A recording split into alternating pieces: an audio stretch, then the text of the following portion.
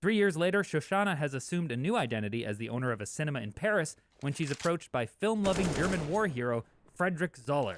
Despite Shoshana rebuffing his advances, Zoller convinces Joseph Goebbels to hold the premiere of the movie valorizing his war story at her theater, where Landa will be head of security. So she plans to fill it with Nazis and burn it to the ground, using flammable nitrate film as the fuel.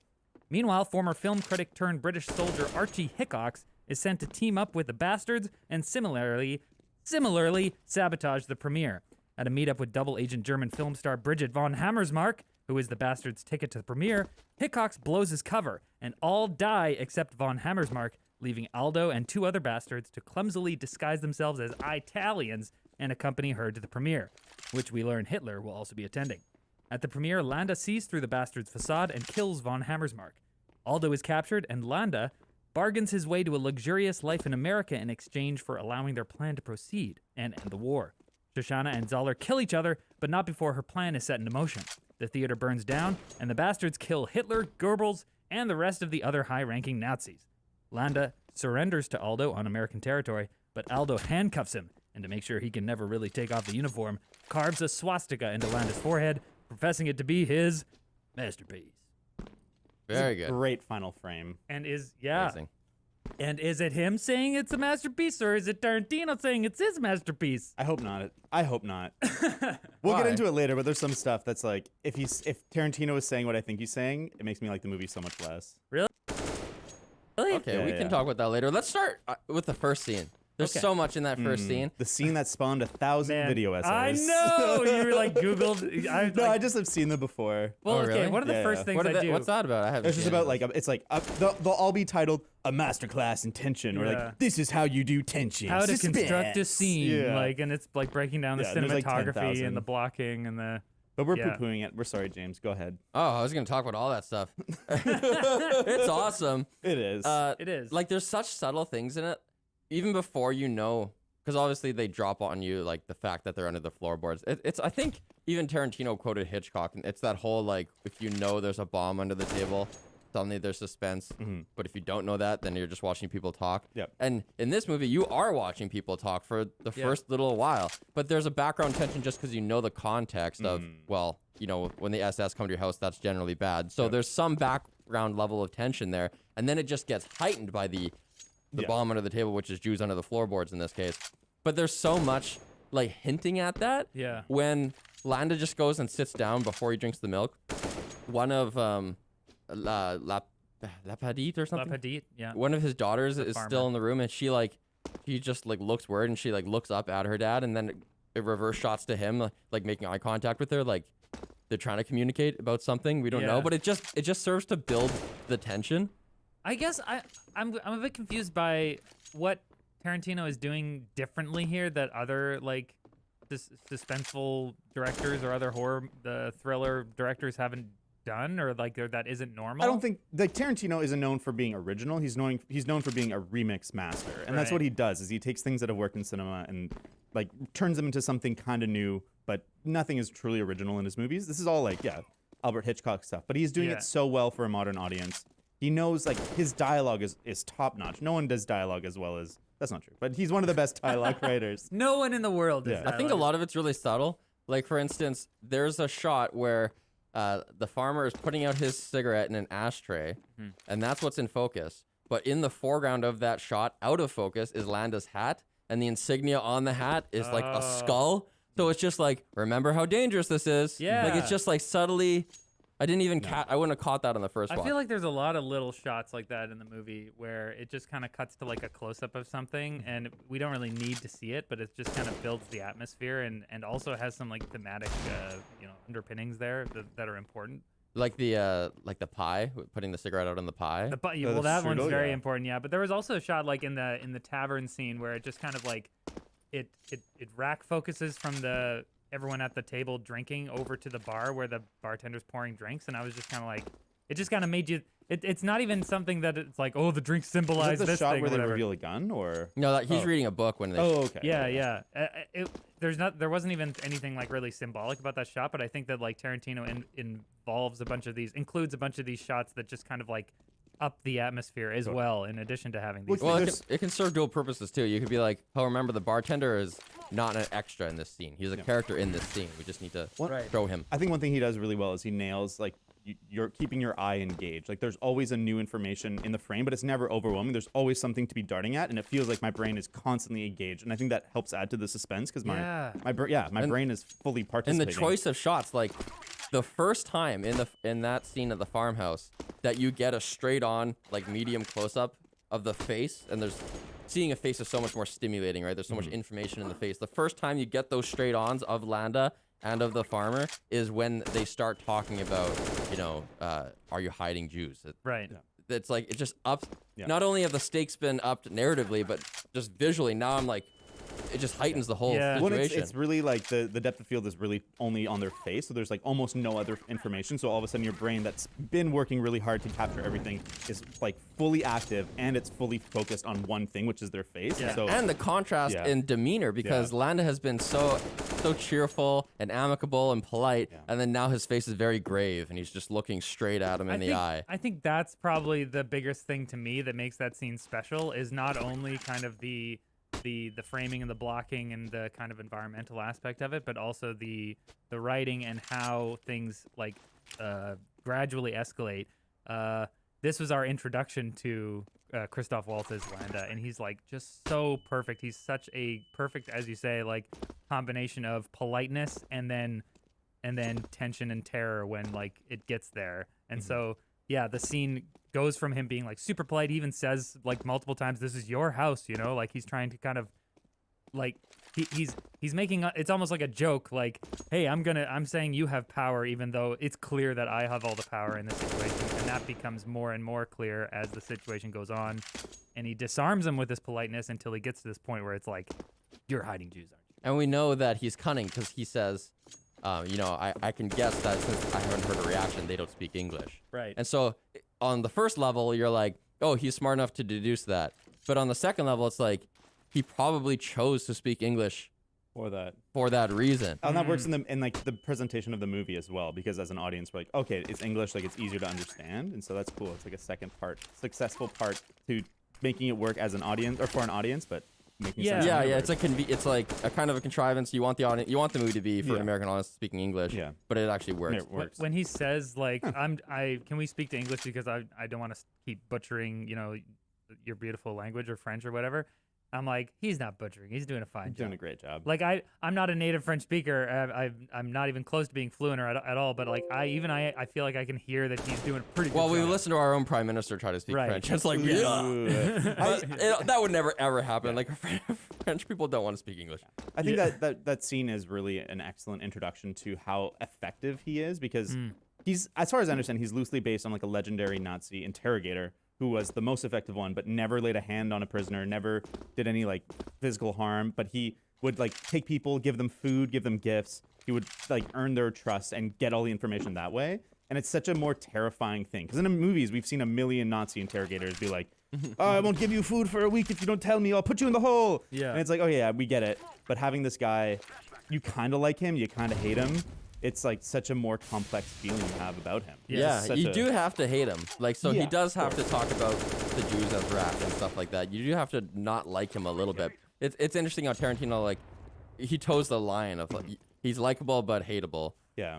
He's affable, but a piece of shit. I think that, like he says that he's like, I'm a detective. And I think that first and foremost, internally, he's not like a Nazi, right? Like internally, I don't get the feeling that okay, look, I'm not trying to be an apologist for Hans Landa or whatever, but I think that the movie manages to make Landa and a couple other characters less of like a generic bad guy Nazi. They're the stormtroopers. They're just like the evil people.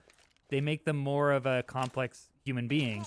And I think for Landa, it's less about the Jews are subhuman and I want to kill them than it is about I'm a detective and I'm cunning and I'm like, he's a narcissist, right? Yeah. He cares about himself. He's principled in terms of like he has morals for himself internally. He doesn't really care about the outside world so much. What do you guys? I didn't actually want to talk about this just yet, but let's do it. Sure. That scene is maybe one of my favorites, and I didn't realize this until this watch, where he says, it's that conversation where he says, I'm a detective. Aldo Rain is there, and Aldo has just said, you know, you're the Jew hunter. And he says, I'm a detective. Right. So this is the first time that we see that he is saying, actually, I'm not like a through and through Nazi. I'm an opportunist, and I happen to be German. And so I use what I'm good at to fit into a role that makes sense in the time that I'm living. Yeah. And that is just so diametrically opposed to Aldo Rain. Because his whole thing is like, no. You are choosing to do this. You could be like Hugo Stiglitz, who was born in the same time and place as you, who said fuck the Nazis and then defected. Yeah. But instead, you didn't do that. I think and when Landa is like, oh, obviously we're not operating on the same level of mutual respect that I thought we were. Of course you're not. Because Landa is like, if you're like me, you're an opportunist, you're just like fulfilling the role that's best for you, then I can see Aldo Rain is good at what he does, and I'm good at what I do, and we're just born in different countries. But Aldo Rain's like, no. I'm very intentional in what I do, and I'm not going to let opportunists like you just say this is a job when it's over, and I'm going to carve a fucking swastika into your forehead. Well, what do you guys think about the fact that at the beginning of the movie, he celebrates being called the Jew hunter, but by the end, he is reluctant to accept that title? Do you think it's just because he's trying to get into Brad Pitt's good graces and kind of navigate that conversation? Or do you think that he's had character growth?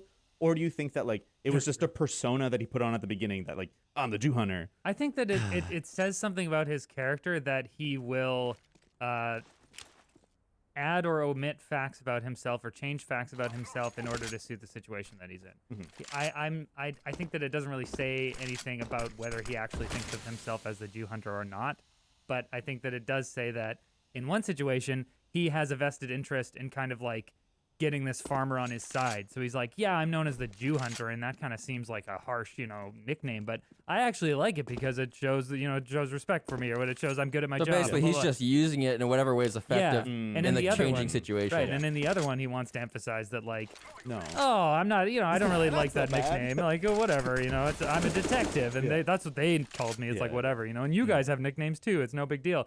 So I think that, as I said, he's a narcissist. He only wants to take care of himself, basically. I think it's interesting about this movie is that like there's kind of a callous reading of this movie, that this movie is very calloused about morality, but I think the real reading is that like no, it is kind of nuanced about like you said how Brad Pitt's character has strong values and strong moral integrity, even though like it's kind of questionable sometimes. But they have the way that they enforce it is brutal, though. Yeah, right. that's fair. Well, and that's one of the most interesting. It's one of the most interesting and kind of disappointing things to me about this movie, because it takes a hard stance that like Nazis deserve to die all the time, right? And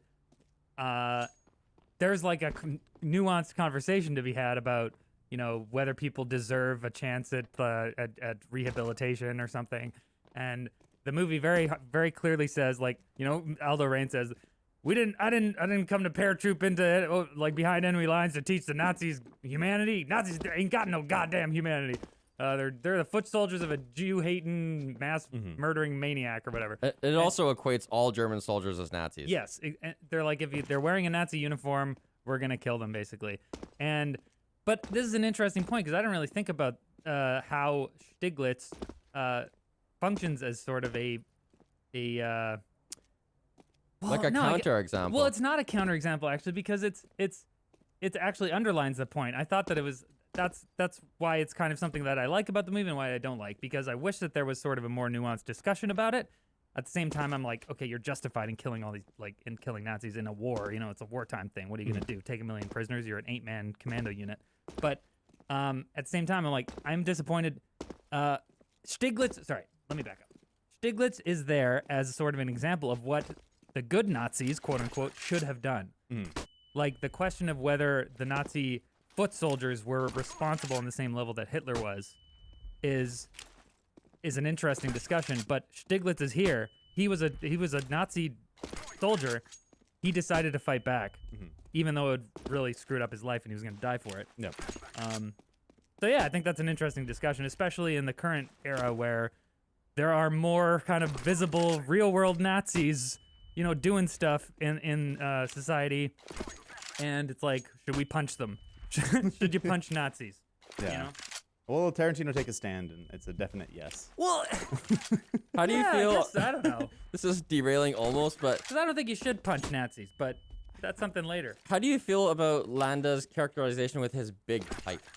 I think it's a little bit like kind of on the nose, a little bit. Little cringy. But I kind of found it funny. Like I love like it. the farmer has a little cob pipe, which is not period or location appropriate, apparently. Oh, really? Yeah, apparently that's like, no one in France would have that pipe. You should have had one of these big giant No, ones. I don't know. You should have had un spliff. But They love the spliffs. but I didn't hate it, but it was definitely caught my attention. Because I remember in the theater, a lot of people laughing more than I did. I was like, oh, because then it became, now he's like a caricature, like silly Yeah, but version honestly, of that's himself, what which I I didn't love. like. it's a dick measuring That's contest. what I love about the movie. It's so seamlessly kind of weaves in comedy and drama. Like, this is a super, super, super serious scene, and then all of a sudden, Landa brings out this fucking huge pipe. It's hilarious, but I think it's great because Landa as a character, Christoph Waltz is funny. I think It even fits the character. Yeah. I don't disagree with that. I don't know. It's just a little on the I think nose that for me. part of the success of that scene is that it eases us in from our expectation of watching a World War II movie into this weird hyper-scape alt reality that makes no sense. Like even from at the beginning of that scene, it feels kind of like it's like a Jew hunting scene, and it's really dark. But by the end of that scene, there's Nazis and they're blowing up a flowboard, and like that's not what would have happened in real life. They would have captured them and brought them to the camps. Yeah. But throughout that scene, they've transitioned us from what our expectation of a World War II movie is into Tarantino World War II. Yeah. And like he does that by making it tonally a Western. This movie is not a World War II movie. Right. It's a Western. Totally. And it works really well for that. And like everything is so heightened. And Everything is so insane. That's the stage for the movie, because this is one of those movies where the expectations going in really colored a lot of people's outcomes. I think the trailers were like, it's a lot of shooting. Basically, all the bastard scenes was what the trailer was. And I remember a lot of people being like, oh, there wasn't as much action as I thought. It was like a lot more talking and boring than I thought it was going to be. And you kind of know from this first scene, it's like, oh, this movie's a going to be lot of like talking. this. Well- 'Cause how do you make a trailer for this movie? Yeah. Yeah. I don't remember what the trailer looks like. But pursuant to that point, that the tavern scene, a lot of people say that it's like super long and they don't like how long it is. So good though. But I think while I was watching it, I kind of knew, because how long is the movie? 2.5 hours? I think settling into it, I was like, this is a 2.5 hour movie. All right, let's get comfortable. And it's really to the movie's credit that I never thought about the time. No, it's an earned 2.5. And that Totally. tavern scene, I think, is. I've heard Tarantino talk about how, specifically in that scene, but in like suspenseful scenes in general, as he's writing it, he feels like he's stretching out this rubber band, and he wants to kind of stretch and stretch and stretch and see how far the rubber band can go until it'll snap Fucking back. far. And he pulls this as far as it goes. And I do not feel like the scene is too long. I really feel that stretching the entire time. The only time where I was like, I question, do we need this, is when they're, you've got all the undercover people at the table with that German soldier asshole. Yeah. And they actually start playing the heads up game, and he Yeah. sticks, and then he's saying, oh, am I this? Am I that? Am I King Kong? Yeah. That whole part, I was like, is it necessary? No, And we the already- answer might be yes. Maybe. But I think part of it I is that don't they're know. giving us the characterization that he has great intuition, but they've already given us that. He walked over because he knew the accent was off, and so we know he's got good intuition. We don't really need that much, and like that for me that part accomplishes that, but it also accomplishes that Michael Fassbender's he's tired of this facade and wants to move on, and we've already seen that as well. Yeah. There's just kind of duplicate information, and I think it didn't really add that much for me. I feel like I felt the tension there just because, based on the questions that he was asking and where things were going, I thought he was going to say like a black man or whatever, or the N-word probably is Yeah. what he would say more likely. But he does, and we do get there, but they're like no, and he's like, then it's King Kong. And I think that like the tension of like what he's going to say about black people or something is kind of there, That's and then fair. it's like released Yeah. a little bit. So it's like in that tension building, there is some sort of like tension and then release, tension and release. So it's kind of like, if you were gonna put some runtime there, at least it was really good. It was a good runtime, but didn't need to be there at all. Yeah. The question. But anyways, one other cool thing. This is my last comment about the farm scene. Tarantino movies often have shots where the camera's in the ceiling and you're looking down. Like Kill Bill has a bunch of it, and there's like 3 in this movie. Yeah. But the first time we see it in this movie is the best use of it ever, because we're not just tracking a character as they walk through some kind of like a mouse's maze and seeing that perspective. It's a shot looking down at Landa over his shoulders as he walks across the floor to to where the Jews are hiding. So it's like we're looking over his shoulders, and if the floor were invisible, we would see the Jews. Right. So that's like the best use of that shot ever. Man, Runtime, but didn't need to be there at all. Yeah. Is the question. But anyways, one other cool thing. This is my last comment about the farm scene. Tarantino movies often have shots where the camera's in the ceiling and you're looking down. Like Kill Bill has a bunch of it, and there's like 3 in this movie. Yeah. But the first time we see it in this movie is the best use of it ever, because we're not just tracking a character as they walk through some kind of like a mouse's maze and seeing that perspective. It's a shot looking down at Landa over his shoulders as he walks across the floor to where the Jews are hiding. So it's like we're looking over his shoulders, and if the floor were invisible, we would see the Jews. Right. So that's like the best use of that shot ever. Man, because the floor is the character in that shot. Oh, it's so good. That the floor's a If we're invisible, we would looking for like a mouse's maze and seeing that perspective. It's a shot looking down at Landa over his shoulders as he walks across the floor to where the Jews are hiding. So it's like we're looking over his shoulders, and if the floor were invisible, we would see the Jews. Right. So that's like the best use of that shot ever. Man, because the floor is the character in that shot. Oh, it's so good. That the floor's a character. Yeah, I almost felt like bad. Like as interesting as that scene is, and as suspenseful as it is, while he was like discovering where the Jews are, and he was like, they're here. I'm like, they're gonna shoot the floorboards, and I'm like, this poor guy's just gonna have his floorboards, like it's gonna ruin his house. I thought of that too. Actually, I was like, is he just fucked now? Like, this house Which is is horrible. and we don't know but what it's because I've already happens. seen the movie, and I know that the Jews get shot. But I would, I was kind of like, oh, that's kind of like a dick move. You know what we don't see actually, and I wondered this at the beginning of the scene, was Landa tells him, if you confess, you'll get no repercussions. Like, I'm not going to take it on you. We never see if that was a lie or not. We don't see like that he actually does kill the farmer or something. I've seen a lot of people complain about that, thinking that it's a bad ending to the scene because we don't see that. But I think it's better left open. And I think that the best character information they give us about Landa is that he lets Shoshana go, and then it's more about the chase than it is the cruelty of it. And I think that that leaves room for you to interpret Landa as you will. Whereas if he did a definitive action with the farmer, then like that's a definitive answer on who he is, and that's less interesting as an audience. Yeah. He doesn't even shoot at Shoshana, right? He just points it, and then. So you think he deliberately let her go? There's no ensuing chase that we don't see. He actually just lets her go. Like there may be, but I think he lets her go because I think he just loves the chase, and that kind of goes to what you're saying, where he's an opportunist using his detective skills in this terrible environment, and he just loves chasing people. He loves hunting them down. Yeah, I think the more simplistic interpretation is that he didn't think he could hit her or something. But I think the more he's with there's people with rifles with him. They have vehicles. They could have caught her. Exactly. So then I think that it's better to.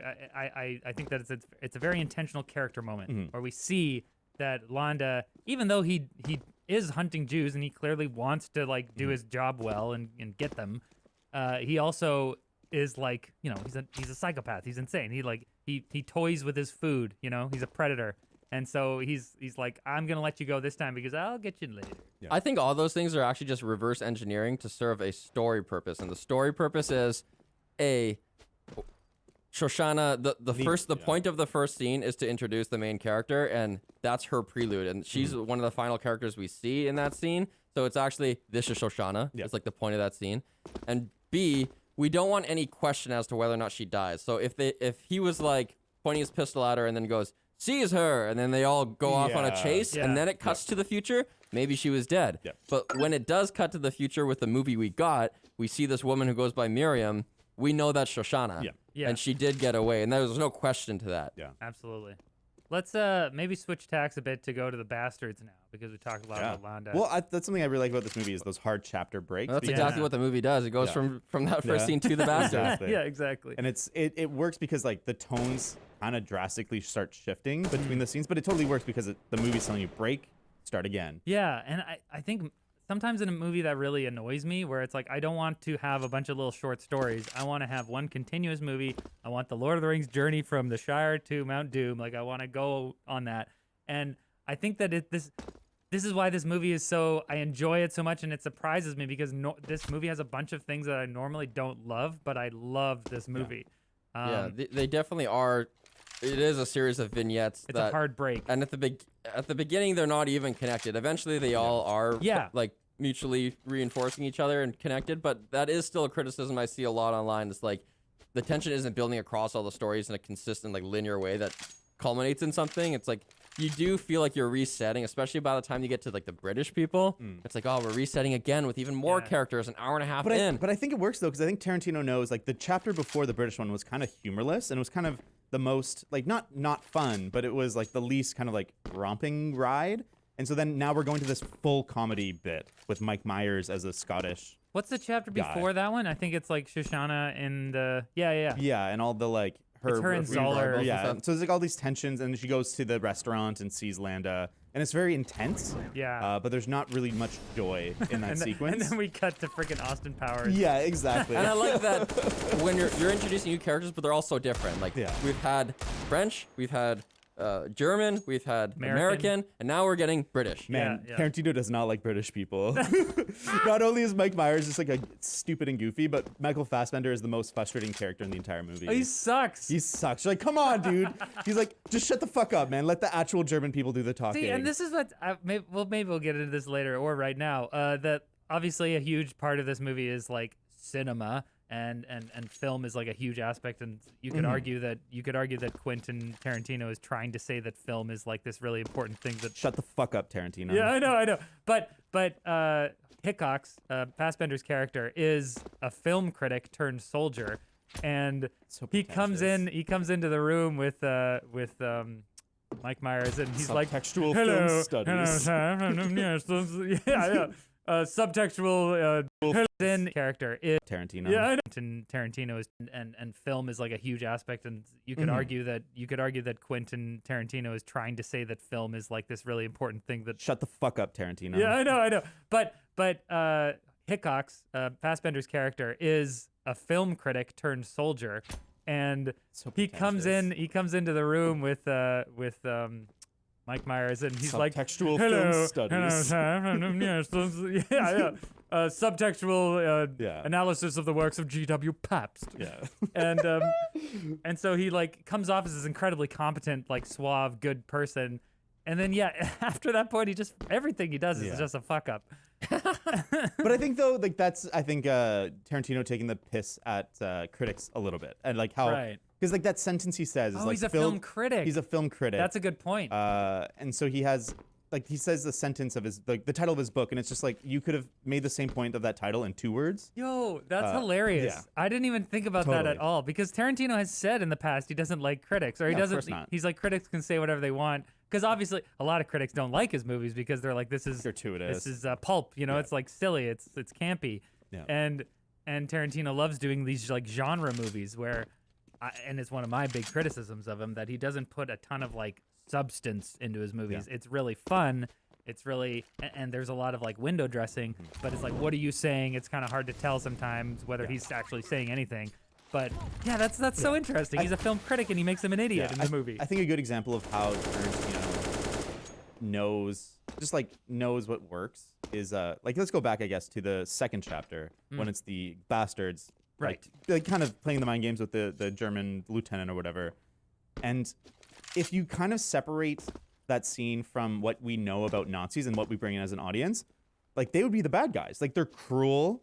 Like the German officer is brave and he faces the death with honor. Yeah. But because we're an audience accustomed to hating Nazis and knowing what they did, we are okay with their brutality and them laughing at him and like the Jew bear Jew, like preparing the bad and walking it out, bouncing his head off the ground. Yeah. Actually a note that I have here. It's like the historical context, like the revisionist history, the agreeance that we have that Nazis are bad allows such a higher degree of violence and hyper violence. Like, because the final scene, the climax, when everyone's trapped in the theater is burning down.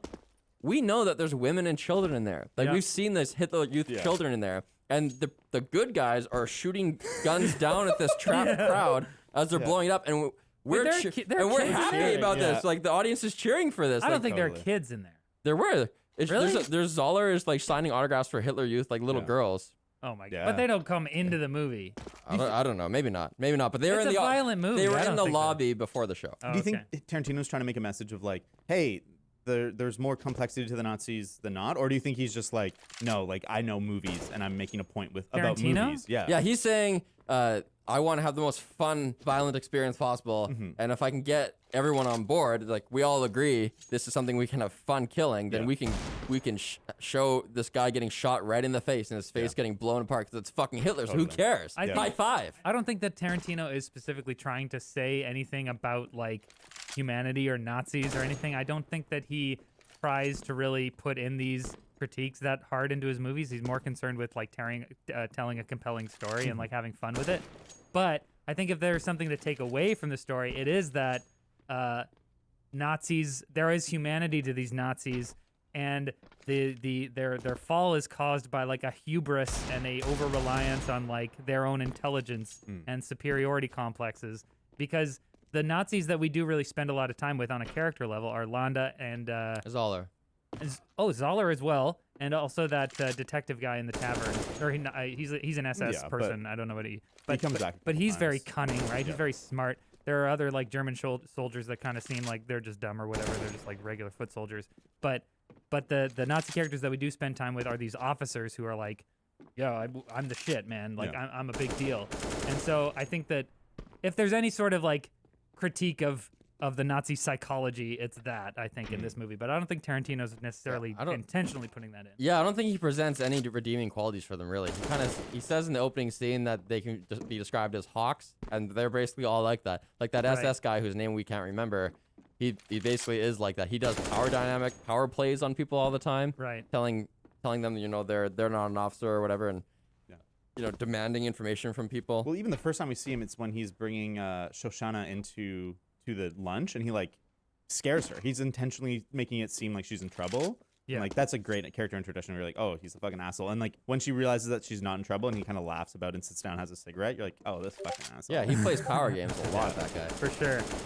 I think that it's like pursuing. Oh, but by the way, and Zoller also, like, he seems like he's just an annoying, like, happy. Oh, I'm trying to flirt with this French girl thing, but he's like rapey. Yeah. And asshole. At the end, it kind of shows that he like deserves what he gets at the end of the day. But I think that it's interesting that the movie portrays both Landa and Zoller.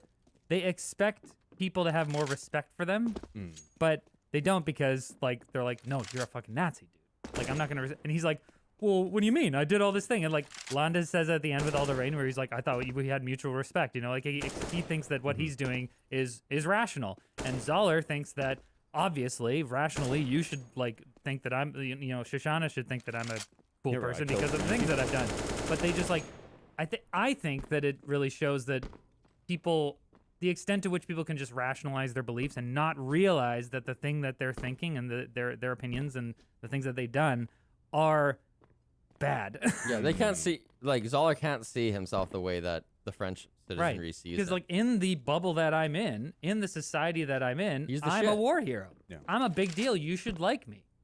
And it's a inability or a failure to see things from a broader global, you know, universal perspective. That's interesting. I think there's like maybe a in movie meta message about how like the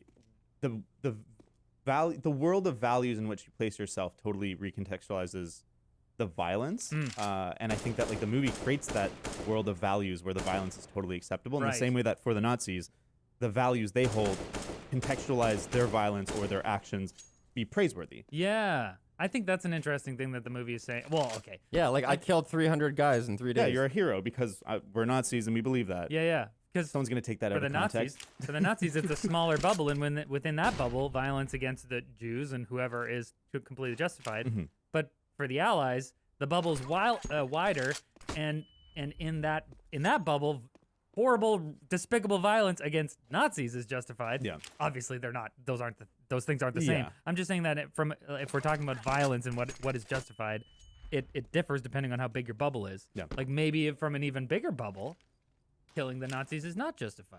Maybe. I don't know. Yeah, I think that it's so interesting that the movie bubble justifies the killing of children somehow. Like it goes so big as almost a way to poke fun at like the way we hold our values so sacred in our society and be like, we think that we know what's ultimate, what the best values are because of our bubble.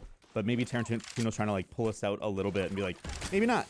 Yeah, I mean, I would hope so, because I would agree that that I'm more of a fan of rehabilitative justice than retributive justice. Sure. But obviously, as I said, in wartime things are a bit different. I feel like I want to go back and see whether like back into the movie and see whether there are kids in the theater. I don't know if you ever see kids. Oh, Yeah, okay. because I don't think that Tarantino would make that big of a. You're probably I right think that you see them in the lobby. they're in the lobby. Yeah, but you I- don't. but Maybe they don't. I feel like the movie being this like hyper violent thing, they might not. They might. Although at the same time, Hitler Youth were out there like being told to go like fuck up Jews and stuff. So Yeah. This discussion reminds me of the scene where Landa is talking to Shoshana at that restaurant, and is it him that gives her offers a cigarette, and it's a German cigarette, and it looks like she takes all her willpower to suck that German cigarette. Oh really? Yeah, because you can just tell she's unhappy about it. And I didn't pick up on that. I think it's there. I think Yeah. it's there. It's not just like, oh, I'm gonna have a smoke with this person who's like I'm scared to talk to. It's that she has to put this phallic representation of this country she fucking hates in her mouth and look like she enjoys it and share it with this person Well, she hates. and it even dude. goes beyond that too, because at the time the strudel would have been made with pig lard, and Yeah. as a Jew, she can't eat anything that's a pig product. And so That's it's like something that's it might maybe that's not intentional in the movie, Right. but it's like certainly could be be. read. I think that goes. Well, there along is a with that. macro. There is a shot close up on that strudel. So So like Certainly it has significance. this comes we have to talk about the question now. Did Landa recognize Shoshana? Did he know who she was in that? I don't think so. I don't think he's quite got that magic. he never intuition. saw her face. He didn't. She sprints away. He saw the back of her head. He didn't. But I mean, like while I'm watching the movie, I'm kind of leaning towards that he doesn't recognize her and that he's just kind of always this creepy and weird to everybody.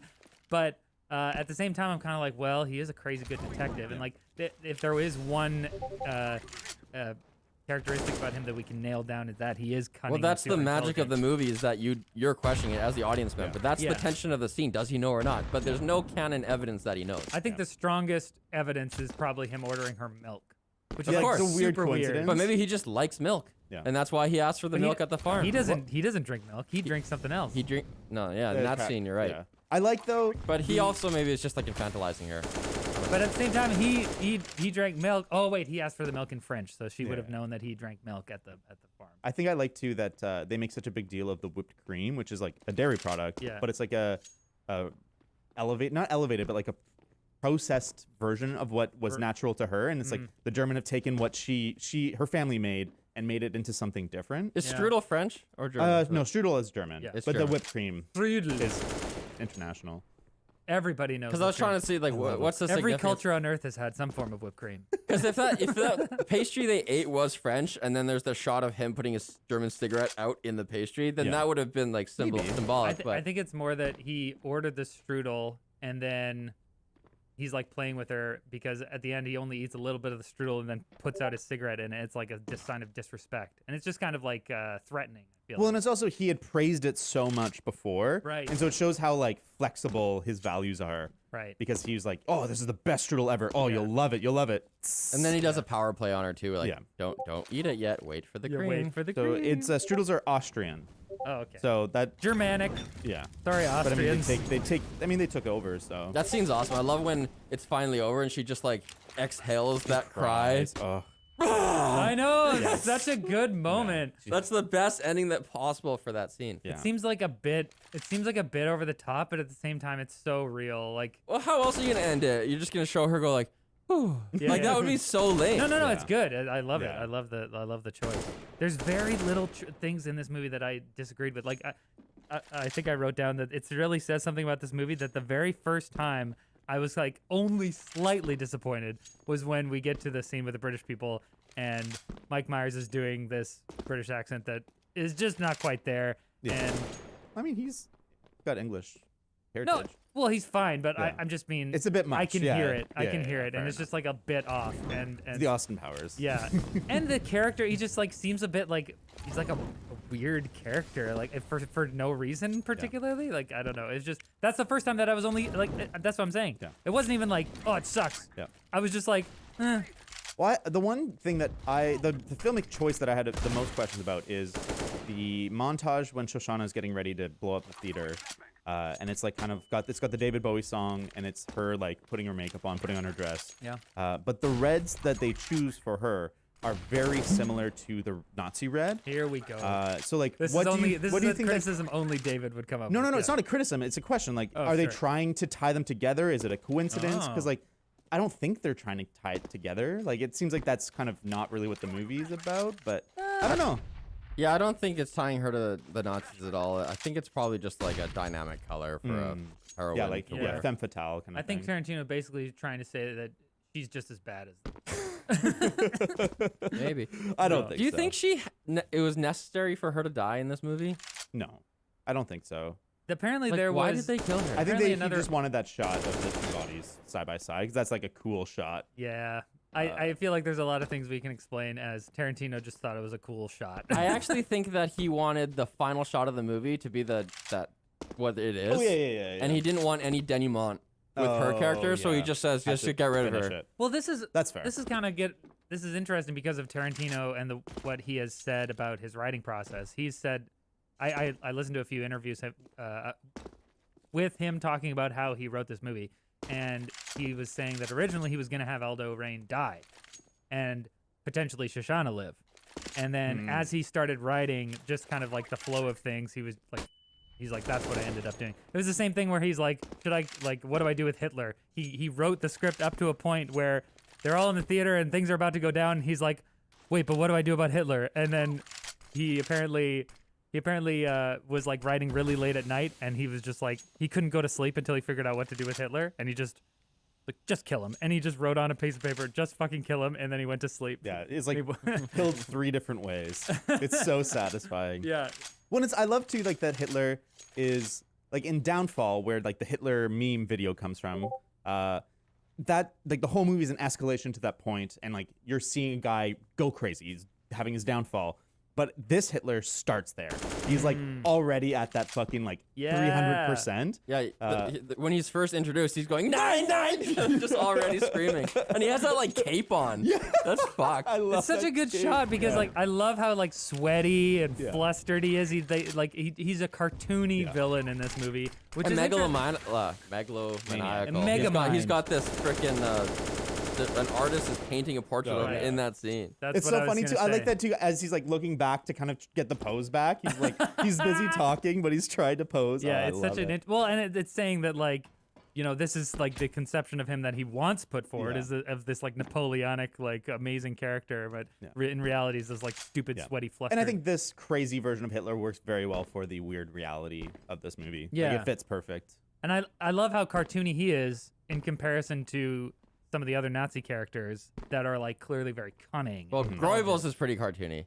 Yeah, Yeah. and he is When too. he and cries. I think that okay. Again, I don't know whether Tarantino's saying this, but I think that watching the movie, you can kind of take this away that like the leadership of the people behind the Nazi movement, people behind the Nazi party, are the most horrible. Yeah, They're the irredeemable. most like ridiculously. Yeah. So. The people downstream from them kind of like get caught up in it, and maybe we should kind of like the question of moral weight kind of like gets more complicated as you get more downstream from where this ideology originated from, which is like the top level people like Hitler, Hitler, Göring, Goebbels, you know, all the main guys. You're like, yeah, they definitely deserve to get like brutally murdered and tortured or whatever. But then we get someone downstream like Friedrich Zoller, and it's like, yeah, okay, yeah, he gets a little rapey at the end, Yeah. but at the same time, it's like, I don't believe that in his heart he's a horrible person. When he fought as a soldier, and I think that like you can defend his actions for trying to save his own life, even though he killed 300 people. Like that's more complex for sure. Yeah, and I think that like, well, this is a discussion that's been had for decades, but like, you know, it's like there is a discussion to be had about whether the Nazi soldiers on the ground are morally culpable for their actions, right? I'm not sure that Zoller gets like specifically rapey. He just gets forceful. Right. We don't know what he's going to do. Maybe he's just going to yell at her. Maybe he was going to hit her. But she's the one who introduces sex into the equation. Then he's like, oh, like Yeah. it actually catches him off guard. So Yeah. maybe he wasn't thinking that. I mean, who knows? But But back to- I have a feeling he wouldn't like rape her. I like how efficiently Tarantino characterizes Goebbels. Is it Goebbels? Goebbels.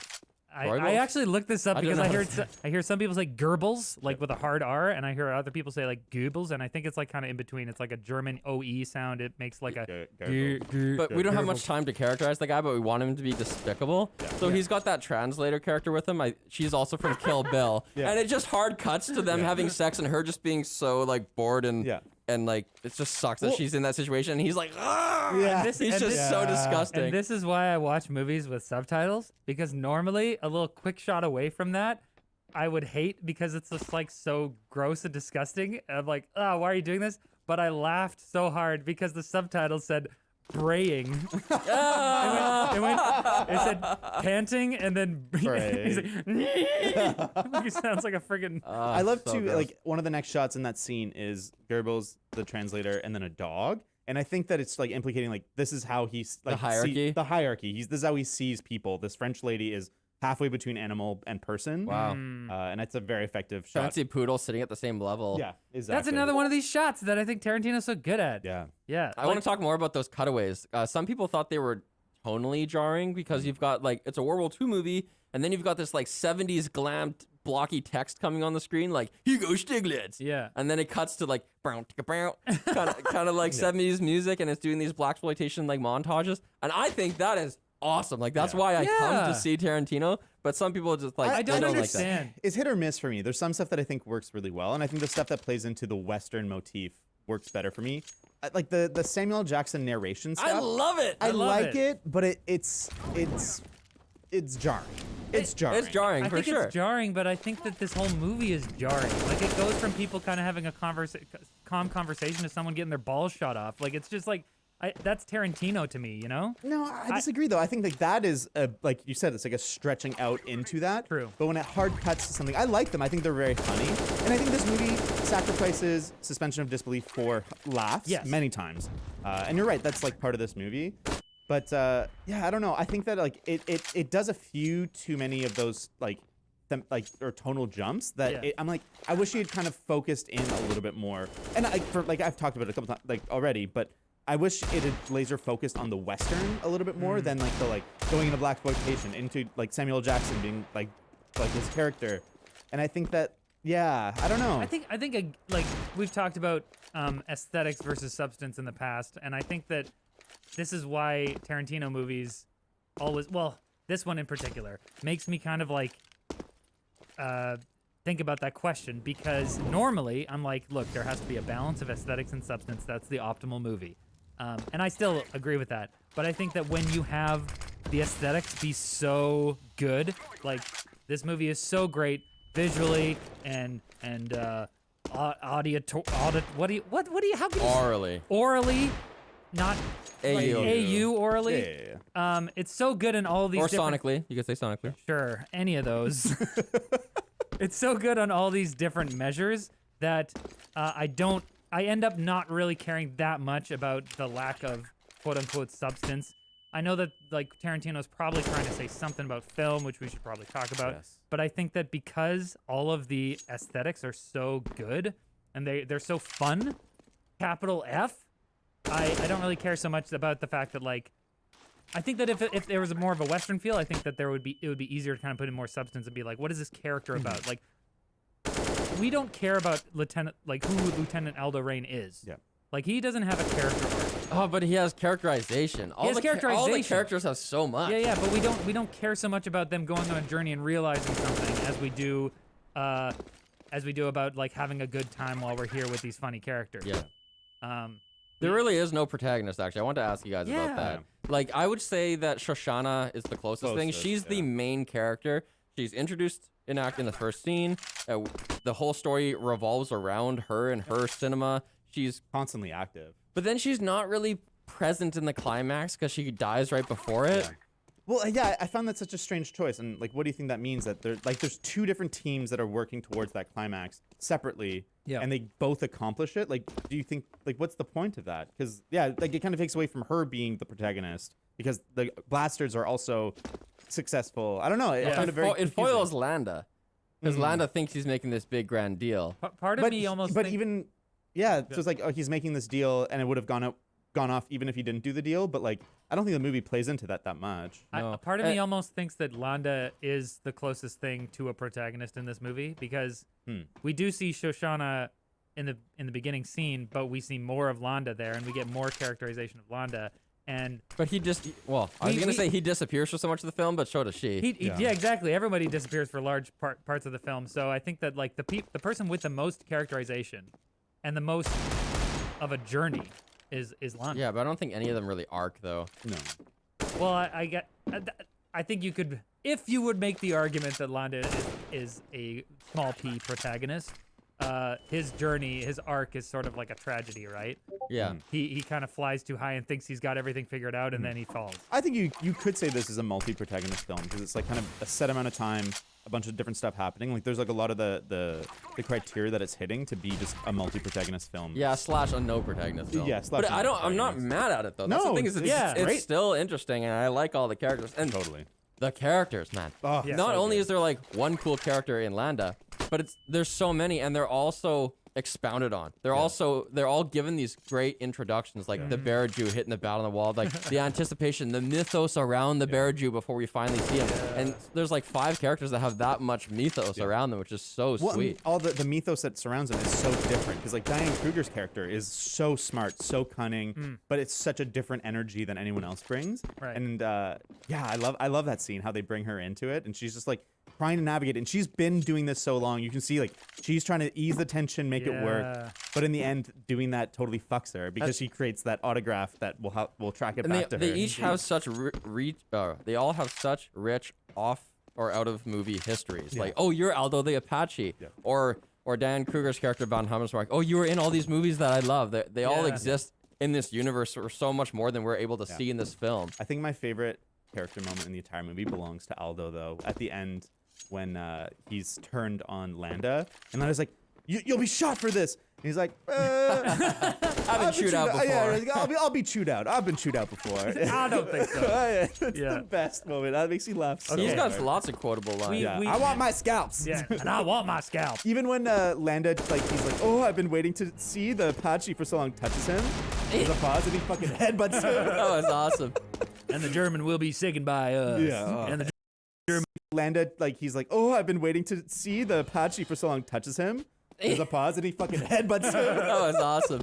and the German will be sickened by us. Yeah. And the German will So talk about good. us. Yeah. Oh, he's the best. He's the Yeah. best. But every character in this movie, there's a screenwriting exercise that you should do where you want your characters to read on the page so differently that if you took the names away, you'd still know who was talking. And by the time you get to the tavern scene, it's like the way that Landa talks versus the way that, not that this is even the tavern scene, but the way that Landa talks versus Rain versus Hammersmark versus the British dude, like they're all just so different. You wouldn't need to have name tags at all. Oh, totally. It really shows that Tarantino's put a lot of thought into his characters and like differentiating from them. Totally. Like they're not just a And bunch of talking they're all heads. approaching their hatred of the Nazis so differently. That's what I Right. love. But Okay. it also begs the question of like, it's a bit of a suspension of disbelief thing where it's like, okay, we're all going to switch to English now.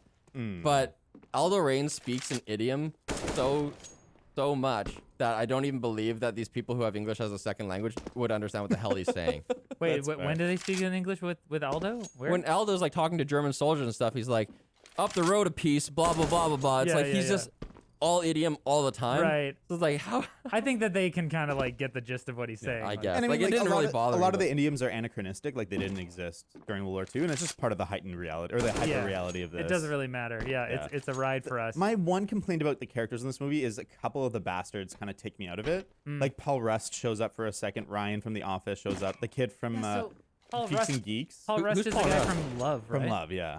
Who's he in this movie? He's one of the bastards. He's only there when they're in the line at the beginning. Yeah. Okay.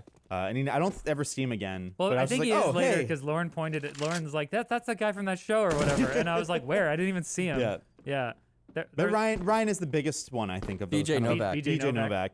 And the ending kind of is a little bit brought down by his presence, in my opinion. I It's not like that he does that. a Like, bad job, but They I'm just call me like, the little man? I thought that was I great. thought that was funny, but I don't know. It's just one of those people that I'm like, that's that character. Like if you put Leonard Nimoy I don't as know. Landa.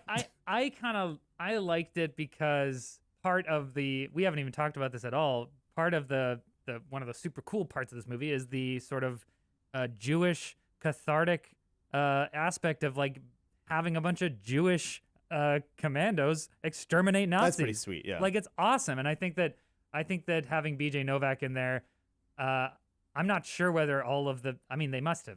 All of the bastards must have actually been Jewish actors. I'm sure. Yeah.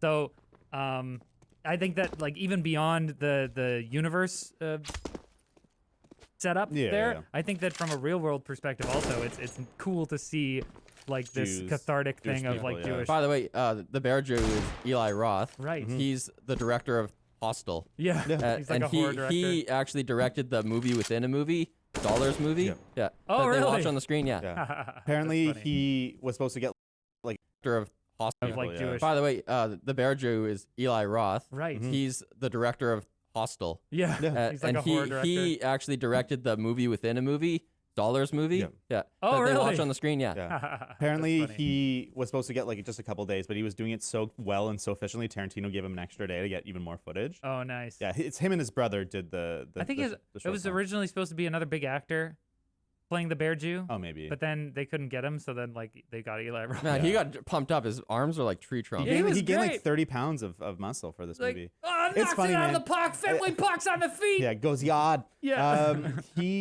When I saw him in this movie, I'm like, there's a darkness in that man that he must make horror movies, and Yeah. I knew that, but like, He's a little too dreamy though. Like when you first show his face, and he's like, "Do you like killing Jews?" Or Yeah. it's like you kind of just want to make out with him. Yeah. he's got these like piercing eyes. I knew that, but like, He's a little too dreamy though. Like when you first show his face, and he's like, "Do you like killing Jews?" Or Yeah. it's like you kind of just want to make out with him. Yeah. he's got these like piercing eyes. Big I'm like, puppy dog eyes. you're like Yeah. supposed to be this big intimidating guy, but you're beautiful. yeah. I want to talk a little bit about the cinematography in general in this movie because it is so good. I think this might be. This is certainly top 3 best looking Tarantino movies in my opinion. Like there's so much really good wide shots that have a lot of symmetry or like these reflections that are really gorgeous, and certainly just composition and Just lighting. the opening image on the farm. Yeah, Just that farmhouse, so the much. cows, the Yeah. trees. And it all Although- works so well. And like a lot of it is like Western iconography, like having the house in the wilderness and then people come to it. Like that first scene is basically the first scene of Good, the Bad, and the Ugly, where Angel Eyes goes and like intimidates a guy to get the information that he needs to get the stuff. Right. But it all works so well. And then he does such a good job like mashing the World War II aesthetic into it that it never feels jarring. It just looks so fucking good. Yeah, yeah. I mean that tension of just anything could happen, and Yeah. the things that will happen are probably bad. Yeah. It's just this weight that is present. Well, and he nails the visual storytelling. Like I already talked about how like the movie's intellectually effective in visual storytelling with like the dog and the translator in the middle, like using that use the frame to tell the story intellectually, but also emotionally effective. Like there's very little in this movie that's like a canted shot, but when when Aldo sticks his finger in Diane Kruger's leg, the camera cants, and it's like a really aggressive shot. And it's very emotionally visceral, and it adds to like what he's doing and making it way worse.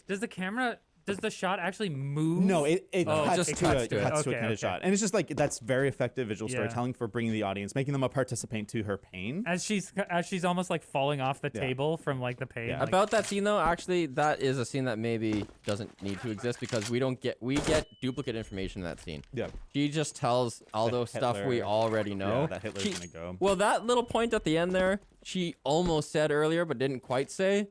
So she does say that, and they do make the plan of what they're gonna Yeah, do. We're all that's gonna go fair. together, but Yeah, we'll for be a lot of Italians. it is her just telling the audience a second time what's going on. So Yeah.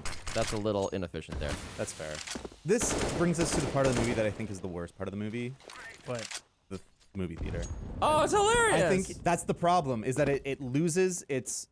My suspension of disbelief is so broken at the end that they're like, we know enough Italian to like navigate this stuff, and it's like clearly they know like 6 words. They know like C. No, but they know that they don't know. They know that going in because he's like, he speaks the third most Italian, and the guy's Yeah. like, I don't speak Italian. Like I said, third best. But the stakes are so high they have to. Yeah, but like that's just dumb. Like, can't you think of another way? Like, break into the theater, like maybe talk to the owner. Like, there's lots of French sympathizers. They're in France, or like Nazi haters in France. Like, there's other ways they could have done it, and it's Well, just but like there's a it's a million stupid, guards. stupid movie contrivance. Then it's just But like even then Landa its whole thing says is like done. a person of your stature probably could get extra tickets for some friends. So I could see how you got in here. Yeah, but it's just like, okay, Hitler, the Grand Chancellor, is going to be there. Like, you don't think the security is going to be too tight to make this work? I don't know. It just seems But the thing is, so dumb. if Landa never tried to pull a fast one, like then make the deal that he does, then I'd agree with you. But because the only security person The security person in charge is Landa. Landa does want to make that deal. Yeah. He's the only one that knows about their presence. So if he permits them to get close to Hitler. But how do they know that? This like that's what I'm saying. Like, this is artificial movie contrivance. Well, they don't stuff. know that, but they're willing to die to make this happen because the stakes are so high. I think But they this wouldn't doesn't have bother me. They wouldn't have succeeded if this movie wasn't silly. This doesn't bother. This doesn't bother me for a couple of reasons. First of all, that yes, it's a Tarantino movie, and like the tone that we've been promised up to this point is like there's some silly shit in here. Like don't take like the in-universe dynamics and like things like completely seriously. There's gonna be plot holes. It's okay. And second of all, because the Americans are kind of dumb. Like I think that's there's a part where Hammersmark is like, should I even ask whether you know anything other than whether you speak anything other than American or something? Yeah. And so it's like there is a sense of the Europeans kind of being this educated, hoity-toity people, and the Americans are these dumb people. And they're on the side of the moral right, but they're dumb. So I'm like, of course, they had this whole plan. They were gonna send in native like German speakers or whatever, and they were gonna figure it out. But because this is their last option, this is the only thing they can do. But I think David might be saying that, like, even if they had Germans go in there, that's not the part that makes it dumb. The part that makes it dumb is that they have bombs on their legs, and they're like, there's no one searching like, there's no pat down at the door. Yeah, it's just that's a good point. and you're right. It's fine, and it's like the humor and the joy that happens in that scene is like a plus 15, and my suspension of disbelief being broken is only like a -5. Yeah. But I think that's one of the few things in the movie where I was like, oh, okay, come on. If I was going to do some like some rationalization here, just in the moment, it would be because I think the Nazis at this point, like the Americans are on the beaches, the regime, the Third Reich is in decline, like everything's kind of starting to suck a little more even inside Nazi Germany. And so I think maybe they're just kind of like, or whatever. like they're in France and they're in their little safe bubble. Yeah. And only the most It's like Paris. upscale people are allowed to be there. But then at the same time, like, we know that the SS are looking for double agents because the bar scene, he's always suspicious of, are you a double agent? So Right. if they were that suspicious, like they would expect a terrorist attack to this theater that has all the high command. Probably my only nitpick in this movie is why doesn't Shoshana have a plan to trap Hitler? He could have just ran away.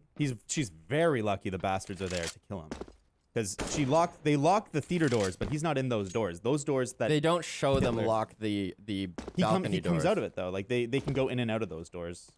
Wait, And there's so- only a few balconies, right? Yeah. She may not have even known that Hitler was going to be there. No, I thought she knew. I thought they talked about it. No. I don't know. I don't if think he knew not. Hitler I don't was Maybe think they not. ever tell her Okay, that, maybe not. and I would assume he would arrive last. So she would be in the projection booth Yeah. by the time he showed up. That's just like a little like plot hole, if anything. I love that Landa. There's no question about, does he know that the bastards are the bastards? As soon as the scene starts, he already knows. I And he love laughs it. his ass off Yeah. at her like excuse. Mountain climbing. I think that's also what makes me not bothered by that scene, Yeah. because I'm like, Landa is letting this happen. for sure. Like he knows. And like I said, it's the positives far outweigh And the he negatives. tortures them, making them Oh, say I their names love again. that. Yeah. Yeah. One more time. One more time. Gorlami. Dominic the Coco. And he's like, good effort, like slaps him on the shoulder. You're the man. You did great, kid. Oh my gosh, I love it. I love that character. No, here's a question though. Why does Landa kill Van Hammersmark?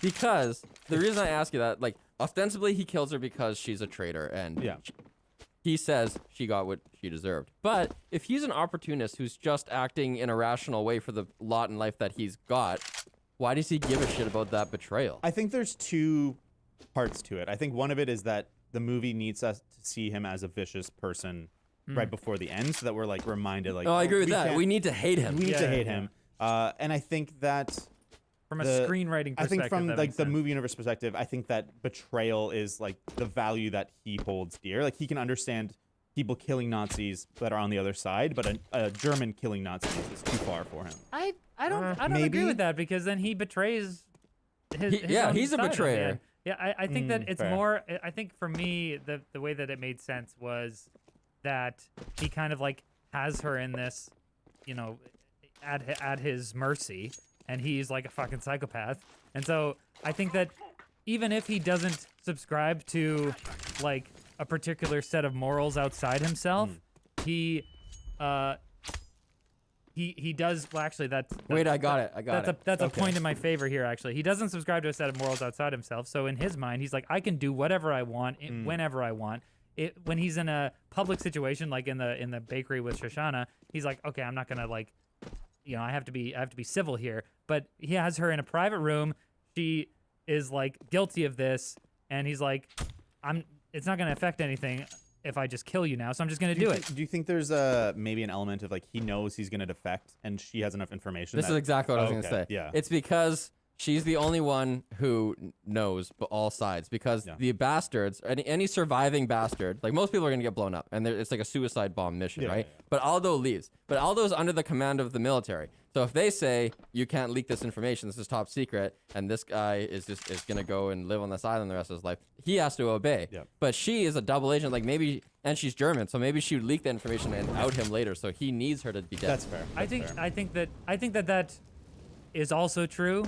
For me, I think the bigger reason that he's just a predator, and when, while he's in society, he has to like put on this facade of like, I'm a civilized person, and to a certain extent he is, but when he is removed from society, i.e. in this private room that no one can see, he becomes a hawk or a wolf or whatever. He's like, I will kill you and eat you. That's fair. You guys want to talk nitpicks and hit picks? Hell yeah. Yeah. My favorite, my big hit pick is that the spaghetti western goes full west, where if you guys don't know what a spaghetti western, it's an Italian movie that is a western. So like the Man with No Name trilogy, they're Italian movies set in the American West. Oh. And so all the characters are actually speaking Italian. What? Minus like a couple of like white characters or like American Oh characters. man, I'm kind of So, like, embarrassed that I didn't know this, but that's information to me. That's cool. Yeah, it's cool. And so this. You would know that if you'd seen Once Upon a Time in Hollywood. Yeah. Oh, that's true. Because haven't seen I mean, even like this movie is an homage to that, because at the beginning it says Once Upon a Time in Nazi-occupied France. And I mean, yeah. But this is like the full circle where they are there was Italian people doing Kentucky people, and now we have Kentucky people doing Italian. I love that. It's a poetic reversal. Totally. And I mean, like, I think a big, huge hit pick is the soundtrack overall, and especially the Ennio Morricone songs. I was like, this sounds so much like all the Sergio Leone movies, and I'm like, oh, it is. And I think that doubles down on the Western, and I just fucking love it. Nice. The irony, is amazing. This isn't Not really irony. like a nitpick per se, but we didn't really talk. I mean, we didn't talk much about Aldo Rain, but one of the things I was going to say about him was that about Brad Pitt's performance is that I love his performance. It sells the character so much to me, but at the same time, I think it sells it so much to me. The movie sells it so much to me because I'm like, this is funny because it's Brad Pitt doing this contrived, not very good Southern accent, and he's pitching his voice down. Like you can like. Sometimes people pitch their voice down and it sounds really good. And other times people pitch their voice down and you can tell that they're pitching their voice down. Like when I try to do a really deep voice, you're like, that's not a deep voice person. Yeah. That's somebody pitching their voice down. Fair enough. And so like when you hear Brad Pitt doing this, you're like, you're not a real character, but I love it anyways because it's so fun. He's a caricature anyway, right? And the way that he's like pronounces certain things, like he's and like punctuates things. when they're tortured by their subconscious for the evil that they have done, it will be with thoughts of us that they are tortured with. Sound good? And he's like, we know there's another crowd patrol fucking around here somewhere. And it's just like, he just emphasizes things in like such a weird way that it's like, it's okay that you're cartoony. And the trademark Brad Pitt eating at an inappropriate time, like when the Nazi's getting beaten to death with a baseball bat, he's just like eating his sandwich. I love it. Love it. Yeah. Hit pick. Man, Tarantino's such a good writer. There's a when Goebbels is introduced, there's like a name card there. See, you're saying Goebbels. That's not anything. Doesn't matter. When he's introduced, he's dead and he was an asshole, so fuck it. Yeah. When he's introduced, there's a name card there, like that gives a little bio, and the sentiment is, it's Hitler's number 2 man, but the wording is, the number 2 man in Hitler's Third Reich, and that is so poetic. Yeah. That's just awesome. That's pretty funny. Nobody's number 1. And if you guys are wondering, if you're like, why is there those title things? That's a good, the bad, the ugly thing, where it'll be like, when the character does something really cool, and then it'll be like, the good. Yeah. Hugo Stiglitz. Yeah. Oh, Yeah, really? so- Wow. Yeah, that's from that. Yeah, more Stiglitz hit picks, actually. There's this little mini narrative between him and, what's the British Fassbender character's name? Hickok. Between Archie those Hickok. two. When they first meet, Hickox is like, it's in the basement before the actual basement scene, and Hickox is like, "Are you gonna be able to keep your cool?" And he's like, "Don't I look calm to you?" Yeah, So that's like the beginning of this Oh, conflict. he's like sharpening his knife. Too. Yeah, and his Yeah. knife says like "honor is my loyalty" or written in Yeah, German yeah. on it. Oh, awesome. Yeah, But, that's that's the seed of this. We're gonna have our own little mini episode here. It's like, will you? I don't think you're gonna be the one. I'm worried about you losing your cool. And then when Van Hammersmark comes into the room, this is totally like, it's a wide shot, and you will totally miss this if you just didn't happen to be looking. Everybody rises, like Hickox rises.